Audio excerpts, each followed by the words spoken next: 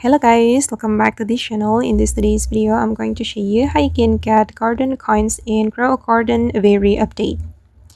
Okay, let's get into it guys. The Very update has just dropped in Grow a Garden and the admin has just added new coins called garden coins. And here you will see a new shop called the Garden Ascension. Okay, and then here guys, you'll be able to buy this item. Wait, I'm going to show you.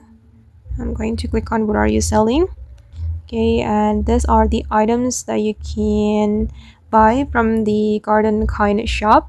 And as you can see that we will need garden coins if we want to get the item, but this is the question, how we can get the garden coin.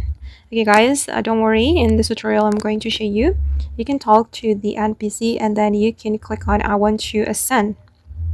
Alright, and this is how you can get the garden coins. And then you will need the required fruits, and for me I need beanstalk, and it will be different for everyone. And then you will need at least 1 trillion shekels to do this ascension, and after that you will get 10 garden coins. But remember guys that you will lose all your shekels.